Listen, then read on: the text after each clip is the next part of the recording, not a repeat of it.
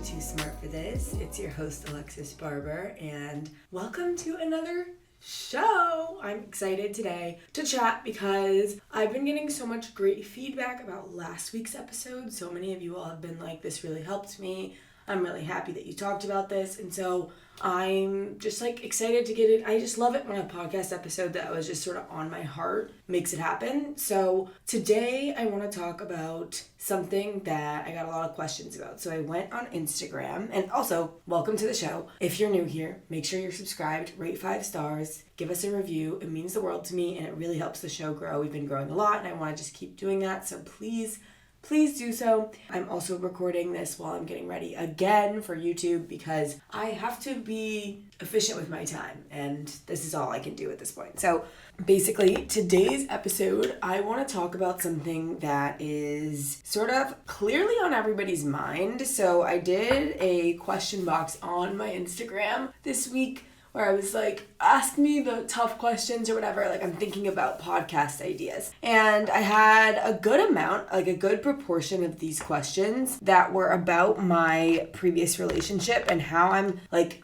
okay after ending such a long relationship, and the best part about being single. How do you evolve post long-term relationship? Like a lot of these questions about that, and I felt like this was something that really went hand in hand with another topic that has been on my mind, which is about being selfish. And you all really loved the episode where I talked about where I was in my selfish era, where it was like, I'm putting myself first and not thinking about appealing to other people right now. It's just not my vibe, in the words of Kourtney Kardashian. So when I was getting all these questions about like, oh, how have you evolved post-relationship, I was like, wait a second, like, I think the girls need to be reminded that we are in our selfish eras. And I hate saying that. It's honestly saying eras at this point sounds like so millennial, but I wanted to talk about this because I feel like I've done a really good job of maintaining a sense of self post-relationship, and that I feel like I have been really like disciplined and honest with myself about what I want, and I just kind of want to talk about that whole thing. So let's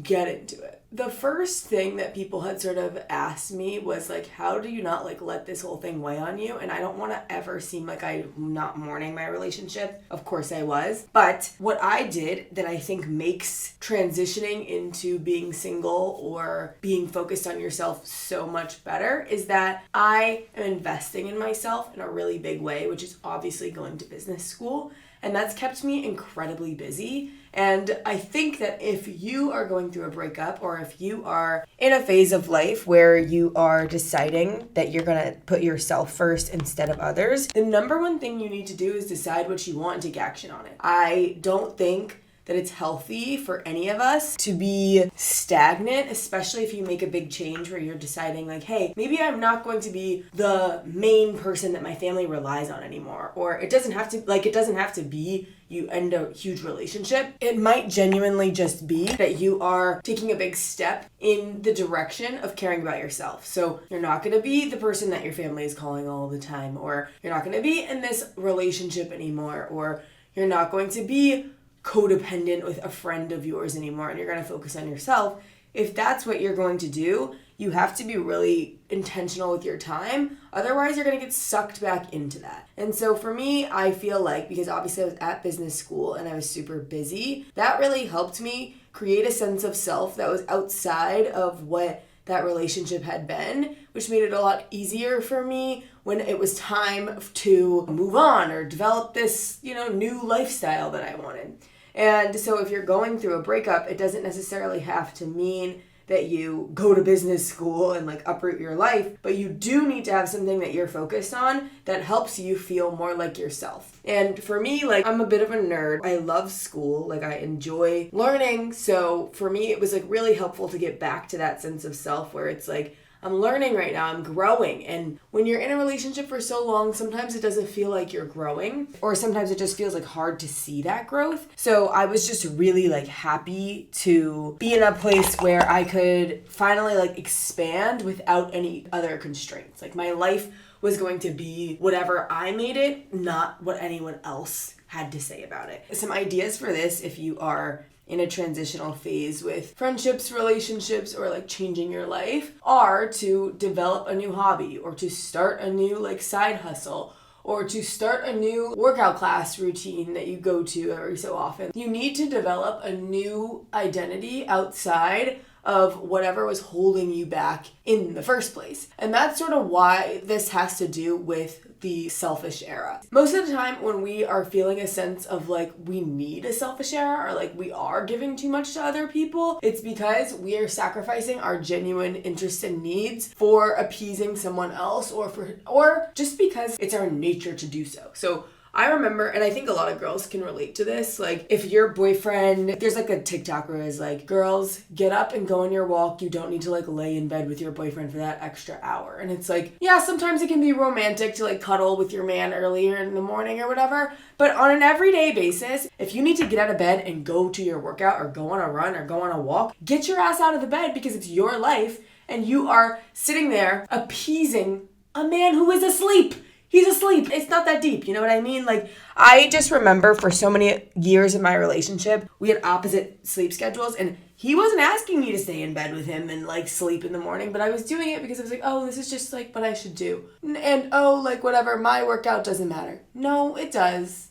It does, honey. Get up and go to the gym. Come on now. So there's things like that we do subconsciously where we're like, yeah, like I'm doing this for you or I'm doing this for someone else. And it's like actually every single day, it doesn't get easier, but you have to keep doing it. Every day you have to get into the habit of asking yourself, am I doing this for me or am I doing this to appease the feelings of someone, whether they ask me to or not? The hardest part is figuring out whether or not like you are doing it because you created this responsibility for yourself based on like societal expectations or just wanting to be a good person, or if you are doing it because this person has been asking you to.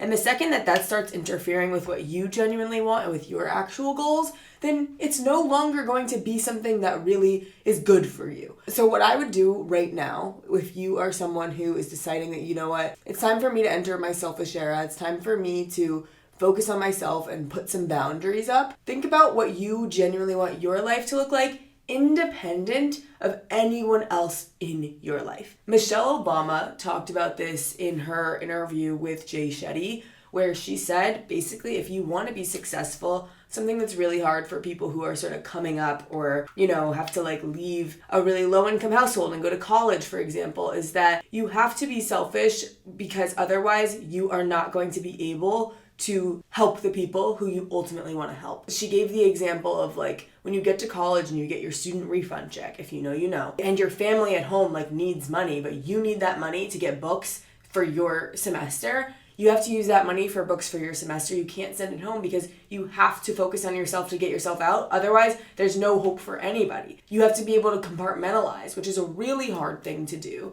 And something I struggled with, when I was in college, and I struggle with it now, where it's like, I have this money, what do I do with it? It's something that is incredibly difficult and incredibly hard because so many of us are wired to be giving to other people, but we can't give so much of ourselves to others because if we do, then there's nothing left of us and there's no greatness or opportunities or things that we really want to happen. And there's no ability to help people at a larger scale if you are giving your everything up every single day.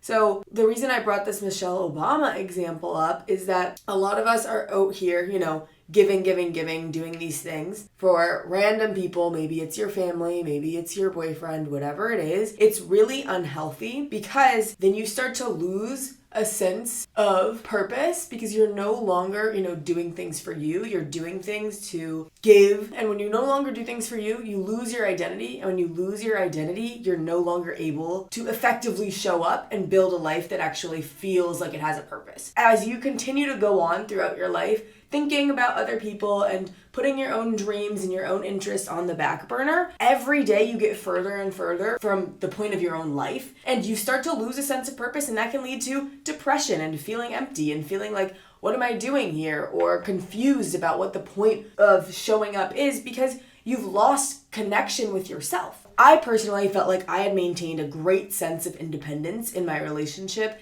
and probably the biggest portion of having to enter a selfish era doesn't actually come from my relationship. It comes from my family because I had such a intense and like family situation where I was very, very attached to the outcomes within my family. I was very attached to whether or not my siblings would be okay, whether or not they were doing well in school, what was happening at home. I mean, I'm a big sister. Like, there was a point probably 3 years ago where like I was living in a state of anxiety at all times because I was so concerned about my siblings and how they would be, if they would like, be successful. And I had to go through a lot of therapy that was like, okay, Alexis, if your sister doesn't get this homework, if like these things don't happen, like you have to be okay. And you have to remember that these children are not your responsibility. And that to me, for years, people would tell me that. They would say, they are not your responsibility. You have to focus on you. And every time someone would say that to me, I would say, but they are. They are my blood. These are basically, they feel like they're my children. And until I got over that and recognized that like I cannot control these outcomes, I can do my best without interfering with my life. That's all I can do. I did not know peace until I did that. I did not know peace until I let go of my siblings' outcomes. And they didn't all turn out great. I mean, there's been I have a lot of family drama I don't usually talk about on here. I never talk about. But I still am able to be okay, even though there's things happening in my family that are like stressful for all of us. I'm still able to be okay without controlling the outcome of whatever happens to my siblings. And that has to be true because only then am I able to build this life or be successful, or it doesn't even matter about being successful. I'm able to be present. I'm able to be happy without worrying about what my siblings are going through because Jesus, like I was building this amazing life. I had so much going for me and I couldn't see any of it because I was so concerned about my like babies. And that's like not healthy. And so I had to take a step back from that and set boundaries. And some affirmations and things that I used at that time were reminding myself that everything is working out in my favor and that God is present in everyone's life.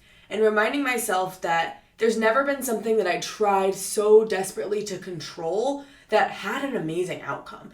Every time you are like fighting so hard to make sure something goes right, it never really ends up in the best place. Like I think we can all agree on that. And so I had to really like dig deep and really get rid of that like obsession and need to control. But I'm not going to say that like it was easy. It took years of like therapy to really get over. But things like affirmations and things like reminding myself that like I'm in control of my life, and I think the saying goes like not my circus, not my monkeys, really helped me to take a step back. And now that I'm on the other side of that and I feel like I'm in a good place now, I can show up in ways that don't drain me for people around me instead of showing up in ways that would take away from my well-being. And if you don't know what your own well-being is, which a lot of us don't because we've been constantly serving other people, this is a good time to take inventory on what being selfish would actually look like to you. Because we say selfish as like a very bad word when you're a woman, but let's think very critically for a second. Being selfish is actually a survival mechanism because otherwise you're just going to be giving and you're not going to be you anymore. So being selfish to me involved taking care of my mental and physical health. It also involved making sure that I have the time and capacity to work on my business. It also meant moving to a different city so that I wasn't feeling responsible for my siblings all the time. When I was in a relationship, it meant going on my morning hot girl walks, and it meant making time to spend time with my girlfriends or telling my boyfriend, no, he can't come over tonight because I need to wake up early and work tomorrow. These are things that a lot of us won't do because we're like a little desperate and a little feeling like a little scarce. Like, I need to do this because otherwise he's not gonna, or whatever. Like, I don't want to hurt his feelings because he asked for this or he did this. No. You need to be thinking about yourself and what you need first. And I would challenge you to write these things out in these categories and then don't settle for anything else other than these things. So I would write out in my mental health, what do I need to feel my best every single day?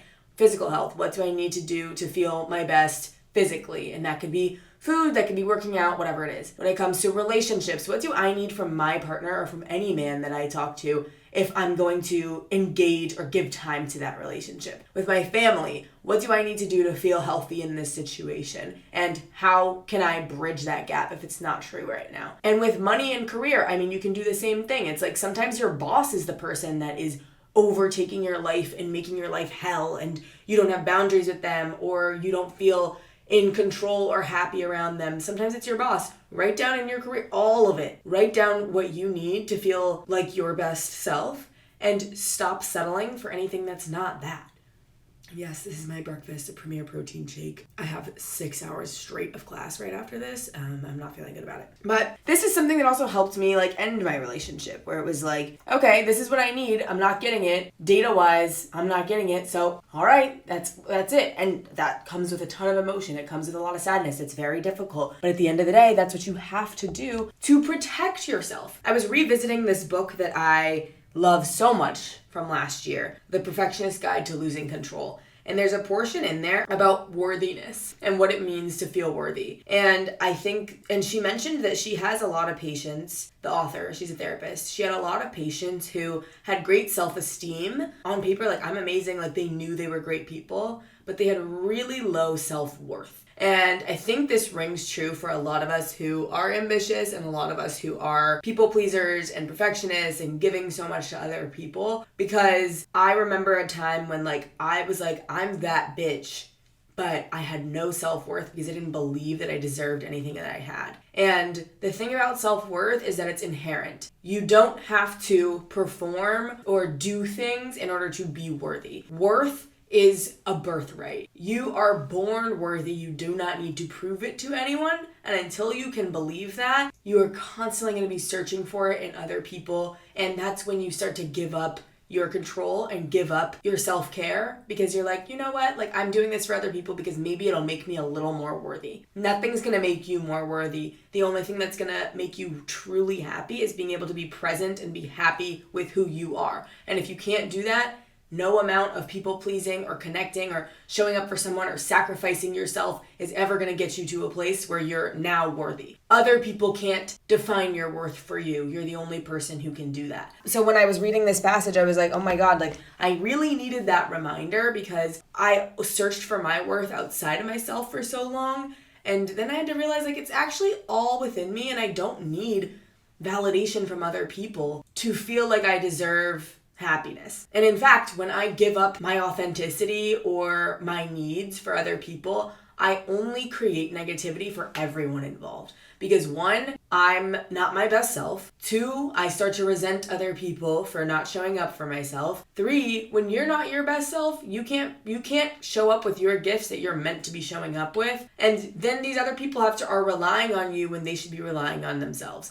It's a terrible cycle overall. It doesn't work for anybody, and it makes everybody's lives worse. So for you to continue to show up that way, it only hurts the collective. It's not just you it's hurting. And I know sometimes we'll be like, oh, like if it's just me or whatever, I can handle it. Like, no, it's not just you that it's hurting everybody. So stop. The moral of today's episode is basically stop showing up for people who you don't need to be showing up for, who are not your responsibility. Define what actually makes you happy, and not just happy, makes you feel stable and secure, and stop settling for anything outside of that. It can be the smallest thing of not picking up your mom's call when you're in the middle of a meeting at work. It could be the smallest thing of getting up and going on a walk while your man is asleep in bed. It could be telling your roommate that they need to do their chores in a better way. There's little things here that you need to take action on to make sure you're being, quote, selfish. But most importantly, it's really taking care of yourself. Self-care isn't selfish. Being selfish is self-care. That's what I'm saying about it, okay? Per usual, my little morning rants pre-coffee are a little all over the place, and I hope that I can put this into better words in the future. But with that being said, thank you guys so much for listening. I hope this amped up your morning or afternoon or whenever you're listening to it. I love you so much. I'm gonna go to school and hope that I survive. Make sure you're following on TikTok and Instagram so that you can see my everyday life and how I'm handling being a human being. I love you so much, and don't forget, you're too smart to not love yourself.